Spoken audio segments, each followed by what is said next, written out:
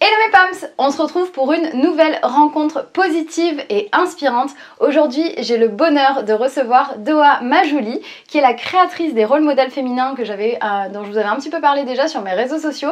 Mais c'est tellement plus que ça. Doa, c'est une architecte d'idées et je voulais vous parler de tout ce qu'elle fait aujourd'hui, notamment pour les femmes entrepreneurs. Et donc la recevoir sur ma chaîne YouTube. Doa, comment vas-tu? Hey, olé. On a le olé, c'est le pom qui se dit ici. Je vais bien et toi? Merci pour l'invitation, merci beaucoup. Avec plaisir. Je t'ai découvert en septembre dernier pendant les rôles modèles féminins. C'était un événement spécial Miss Marketing Magazine. Alors, est-ce que tu peux nous parler un petit peu de toi, de ton parcours et comment t'en es venue à lancer ce média? Ok, alors, par quoi commencer? Donc, j'ai un parcours assez atypique, vraiment, parce que j'ai fait des études universitaires en littérature, en pragmatique linguistique. Et après, lors de mon premier stage dans une entreprise, j'ai fait plusieurs formations qui sont plutôt d'ordre technique, comme les Photoshop, création de sites internet, où là, j'ai découvert un peu plus mon côté architecte d'idées, j'ai envie de dire.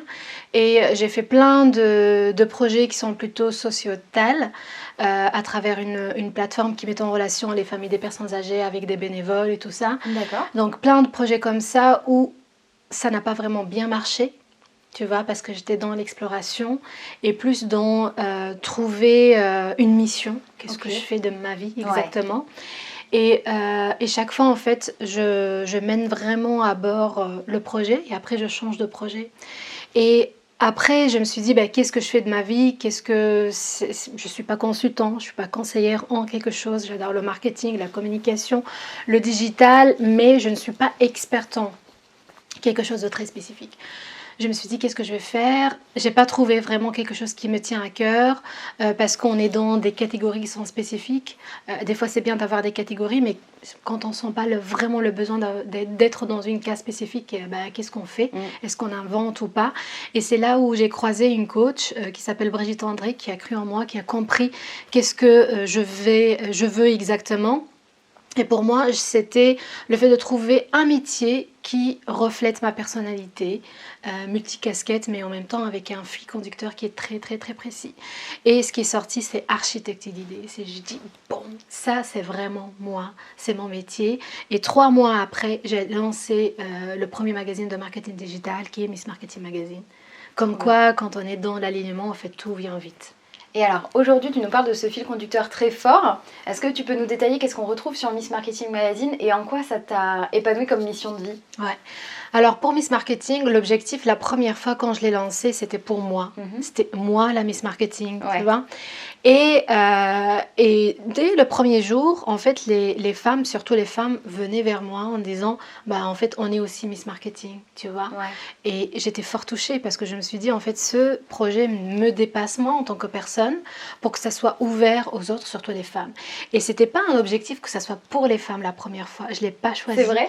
Du tout, mais du tout. C'était vraiment moi. Tu vois, moi, la personne. Donc au début, c'était pas forcément pour les femmes, c'est toi en tant que Miss Marketing, ça aurait pu être pour tout le monde. Voilà. D'accord. Voilà, j'ai pas du tout pensé aux femmes, tu vois. Je le fais d'abord pour moi. Et après, en fait, j'avais 20 chroniqueuses, entre 20, 30 chroniqueuses sur Miss Marketing, toutes des femmes, pour pouvoir partager leur passion, leur expertise à travers les articles, à travers les interviews, à travers la vidéo, les podcasts et tout ça. Et c'est là où je me suis dit, en fait, toute femme qui vient ici pour partager, pour vouloir être visible, en fait, elle est la Miss Marketing.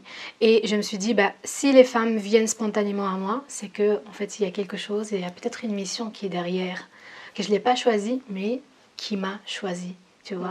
Et c'est là où Miss Marketing Magazine devient vraiment une communauté de femmes qui contribuent, qui participent, qui fait avancer les projets des femmes, mais surtout en fait dans l'objectif que je suis une femme, j'ai des compétences et je veux être légitime à vouloir partager ma passion et je communique parce que la communication c'est un peu le point faible des femmes, sentir dans la non-légitimité par rapport à son expertise. Le syndrome de l'imposteur, C'est c'est ça. quelque chose qui, en tant qu'entrepreneuse, est hyper compliqué à vivre. C'est quelque chose qu'on adresse très très souvent quand on est confronté à nos premières expériences, nos premières expertises. Tu disais tout à l'heure, trouver une expertise, c'est quand tu es coach, quand tu prends la parole sur scène, quand tu commences à aider des personnes, tu te dis est-ce que je suis à ma place? Oui. Et donc aujourd'hui, tu aides les gens à dépasser ce syndrome de l'imposteur? C'est ça, tout à fait. À travers surtout la vidéo avec les interviews. J'ai démarré avec les interviews. J'ai fait un crescendo. J'ai fait d'abord des vidéos et puis des interviews. Une interview par jour pendant 30 jours. Et après, c'était le défi d'une vidéo par jour pendant 365 jours. Et chaque fois, je rencontre des femmes, je pose des questions, je fais des interviews ou bien des vlogs. Et petit à petit, en fait, les femmes se retrouver sur Miss Marketing, regarder les vidéos et après passer à l'action et faire des vidéos ou bien écrire ou bien faire des podcasts. Et donc aujourd'hui d'ailleurs j'ai vu que tu aussi témoignais de cette expérience en vidéo parce que tu as quand même fait une vidéo pendant plus d'1 an, tous les jours, ce qui est énorme et je sais le boulot que ça représente. Donc vraiment tu témoignes aussi maintenant de ton expérience pour savoir comment mieux communiquer sur son projet et donc peut-être les entrepreneurs aussi à faire la même chose que toi. Tout à fait. Sous quelle forme Alors en fait il y a plusieurs formes qui sont différentes. Vous savez que tous les jours en fait je faisais de la vidéo et de la vidéo one shot ou bien de la vidéo enregistrée, donc le fait d'être un peu plus familière avec le montage, de trouver des astuces, regarder les plans, les scénettes et tout ça. Donc c'est un travail d'1 an, donc il y a de l'expérience qui est derrière. Et après cela, je me suis dit, toujours avec des retours des femmes, est-ce que tu pourrais nous accompagner, nous aider aussi à se lancer dans les vidéos? Et donc j'ai créé une masterclass résidentielle sur le bateau, un week-end, 2 jours pour se former à être à l'aise devant la caméra, à faire ses premières vidéos, à trouver son intro, sa fin, etc. Et puis à travers aussi des événements. Alors je complète parce que tu dis sur le bateau, donc moi je sais de quoi tu parles, mais pour tous ceux qui nous regardent, est-ce que tu peux nous parler de ce mode de vie aussi un peu à part entière, parce que tu vis sur une péniche et c'est là que tu reçois aussi tes clientes pour travailler en masterclass. Oui. La vie sur le bateau, elle est magnifique, elle est formidable. C'est vraiment quelque chose d'assez vital pour moi de vivre sur l'eau et sur un bateau. Donc ici, nous sommes à Paris. Oui, on est à Paris. On est à Paris dans une chambre d'hôtel ici. Entre deux conférences et interviews, voilà, on s'est posé calmement. Mais je vis en Belgique, je vis à Namur sur un bateau qui s'appelle l'Ange Gabriel.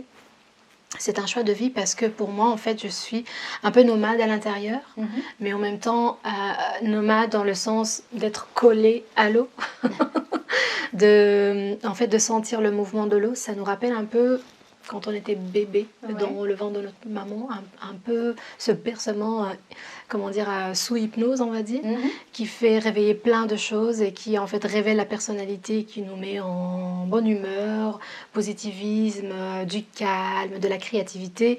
Et je fais les masterclass sur l'eau exprès parce que c'est un travail aussi d'être sur l'eau. C'est un travail de développement personnel, d'être connecté à soi, de recevoir en fait des idées, de recevoir des réflexions, des déclics aussi, mine de rien. C'est très powerful, c'est très puissant. Ça donne de la force, c'est vraiment puissant et c'est un petit peu comme ça que tu accompagnes les femmes à rentrer dans ton univers. Tout à fait.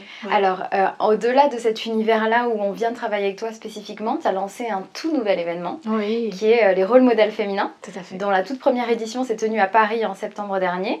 Et il y en a une autre en Belgique qui va se profiler peut-être peut-être après la 2e édition à Paris. Voilà. Et est-ce que tu peux nous dire alors comment tu en es venue à créer cet événement-là et quel type d'intervenante on peut y retrouver? Alors, les rôles modèles féminins, c'est, tu vois, quand tu me parles, tu as plusieurs projets, c'est vraiment, il y a un fil conducteur entre, parce que dans le magazine Miss Marketing, c'est virtuel, donc c'est vrai qu'on se voit pour faire des interviews, mais c'est pas tous les jours, parce que ma communauté, elle est vraiment à Paris. Alors que je suis belge, j'ai plus de personnes qui me suivent à Paris. Oui, à Paris. Et déjà, les 20 chroniqueuses, elles sont toutes françaises. Oui, c'est vrai. Ouais, avec quelques québécoises. Le reste, mais c'est vrai, c'est étonnant, je ne sais pas pourquoi. T'attires les Françaises. C'est ça.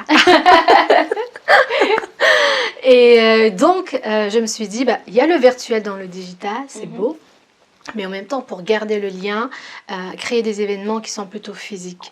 Mais pas n'importe quel événement, parce que moi, avec tout ce que j'ai vécu comme événement, séminaire, formation, que ce soit en Belgique, en Suisse, au Québec, en France, Il n'y a pas assez de... Il y a des réseaux féminins, mais il n'y a pas assez de mouvements, il n'y a pas assez d'événements où on voit des rôles modèles féminins. C'est vrai qu'on manque d'exemples. Je parlais de ça une fois dans mes réseaux sociaux où je me disais, tu vois, si je devais trouver une personnalité française, à l'époque je m'étais posé la question, qui m'inspire et qui fait quelque chose de proche, donc une grande entrepreneuse, on manquait un peu d'exemples. Moi je sais que la seule personne où je me disais, tiens, vraiment en rôle modèle, j'avais cité Hélène de Généresse quand on avait parlé d'ailleurs sur tes réseaux sociaux. Ouais. Et c'est vrai que je trouve que finalement, en milieu francophone, il y a des femmes, mais on manque encore de... Voilà, elles ne sont pas visibles en fait. Ouais. Il y a des femmes et elles ne sont pas visibles parce qu'on retourne à la même chose que les femmes ne se sentent pas vraiment légitimes à se mettre en avant, tu vois. Et donc, pour moi, c'était ça, la réflexion de se dire, on va créer un événement, on va rendre visible ce qui est invisible et peut-être créer d'autres rôles modèles féminins. D'accord, donc tu voulais mettre les femmes sur le devant de la scène. C'est ça, oui, à travers des conférences toute la journée. Il y a plusieurs panels, il y a des conférences solo, il y a des mini-formations aussi, parce que s'inspirer, c'est bien, mais qu'est-ce qu'on fait après l'inspiration, la motivation? Pour moi, parce que je suis une femme d'action, c'est passer à l'action, concrètement faire des choses et faire avancer un projet, que ce soit un projet de vie personnel ou bien professionnel. Et ça, je trouve ça hyper important et c'est pour ça que ça me tenait à cœur de rencontrer Doa et surtout de vous la présenter parce que ces interviews-là, positives et inspirantes, il n'y a pas que des femmes mais il y a beaucoup de femmes parce qu'évidemment, c'est aussi des personnes qui m'inspirent et surtout si je fais ces interviews-là, généralement c'est des gens que je connais donc moi j'ai eu l'occasion de rencontrer mais si je fais ces vidéos, c'est pour vous les présenter à vous, pour qu'elles vous inspirent, pour qu'elles vous donnent envie d'aller plus loin et vous savez à quel point ça me tient à cœur de vous aider à booster votre confiance en vous et c'est ultra important aussi de se dire derrière, et ça je vous le dis nombreuses fois en coaching et en atelier, c'est l'inspiration parce que c'est la motivation mais derrière, méthode petit pas par petit pas dans l'action parce que c'est comme ça que tu avances. Tu auras beau faire toutes les conférences que tu veux, si à un moment tu mets pas en pratique au moins quelques trucs, au moins d'essayer d'avancer, de changer les choses, ça va stagner et donc c'est vraiment ça qu'on a trouvé dans ta conférence je trouve parce qu'il y avait à la fois de l'inspiration, il y avait un peu de la mise en pratique aussi avec le carnet. Le journal de 4H. Le journal de 4H qui était vraiment très bien et qui permet de se dire comment derrière tu repars avec des éléments concrets et c'est hyper important cette méthode là pour être dans l'action comme tu l'es toi. Oui, tout à fait. C'est ça en fait le critère, c'est que avoir une personnalité qui est assez forte en même temps féminine, la puissance, la douceur, et avoir la réflexion et en même temps le passage à l'action. Un équilibrage qu'on pourrait atteindre et avoir tout, sans exception. C'est simplement avoir cette prise de conscience de se dire, en fait, je peux faire les deux. C'est pas et, c'est ou les deux.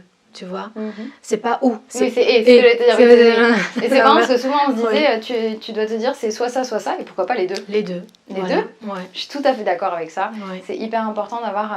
Et je me souviens qu'on avait fait un partage que vous aviez apprécié mes pommes, ce qui était de vous dire le bonheur c'est à la fois être reconnaissant de ce qu'on a aujourd'hui et aller chercher plus demain et qu'on n'a pas besoin de se dire c'est soit l'un soit l'autre.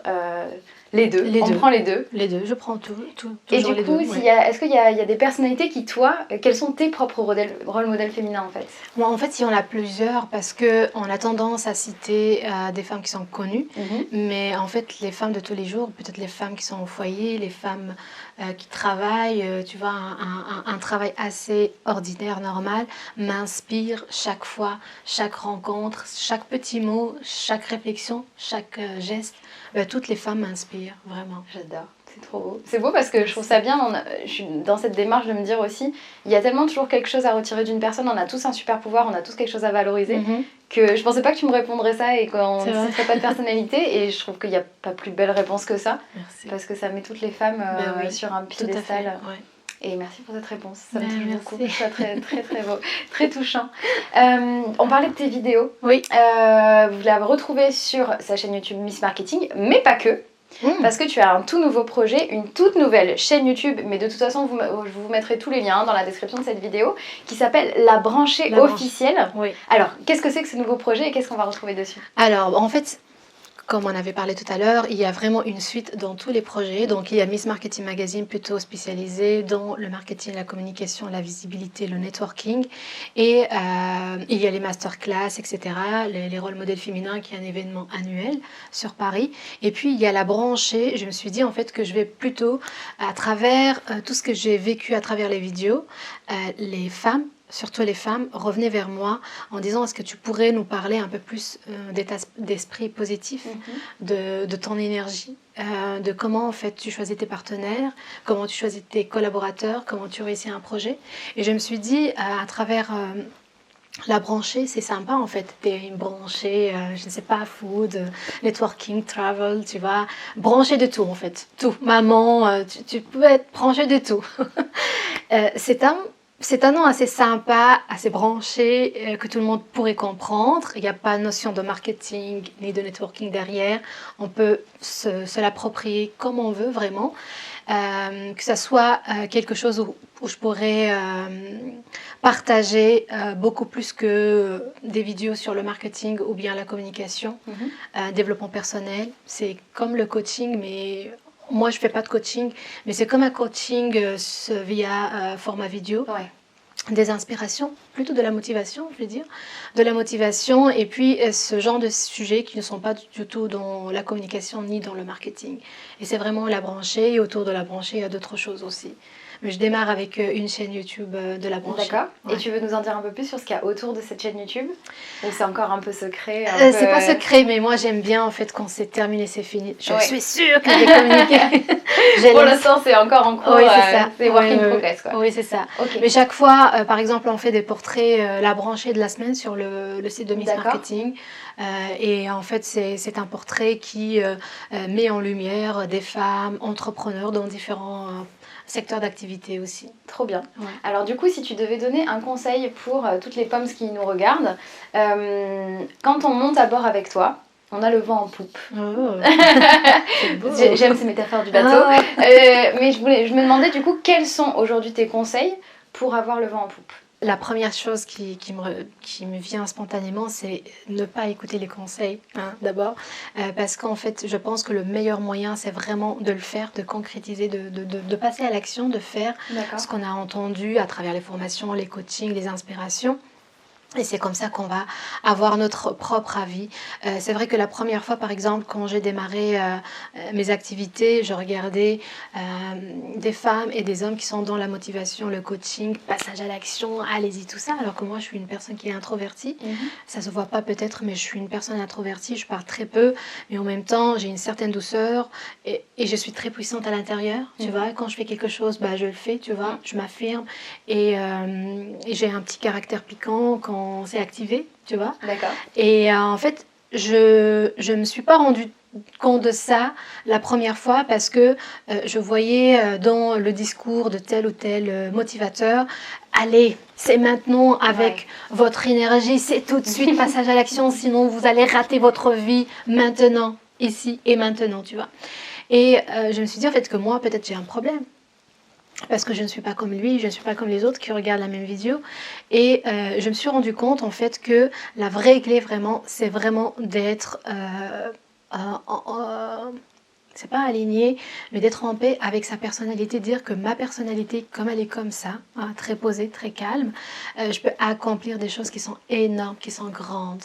Mais vraiment avec sa personnalité. C'est vrai, je pourrais m'inspirer de droite, de gauche et tout ça, mais la vraie personnalité, c'est la mienne. Et la mienne, c'est comment? C'est quand j'étais petite, en fait. La vraie personnalité de chacun de nous, c'est, en fait, on la voit quand on était petit, c'est dans le passé. Et là, en fait, je me connecte mais tous les jours avec toi, la petite enfant de 5-6 ans, avec mon caractère, il est pareil, c'est le même. Tu vois, et ça me procure beaucoup d'énergie, de belles énergies, et puis cette détermination à accomplir des choses. C'est beau. Donc d'être voilà. Soi-même sans écouter, sans on peut calquer le caractère des autres. Ouais. J'adore. Évidemment, je le répéterai jamais assez. Soyez vous-même et c'est comme ça que c'est important. Je trouve ça vraiment très fort parce que je me reconnais dans ce que tu dis. Il y a des vidéos de motivation où je me dis mais moi je suis pas comme ça. Je parle très souvent d'hypersensibilité parce que j'en fais partie. Moi j'ai des hauts et des bas. Donc j'ai des énergies très hautes et des énergies très basses.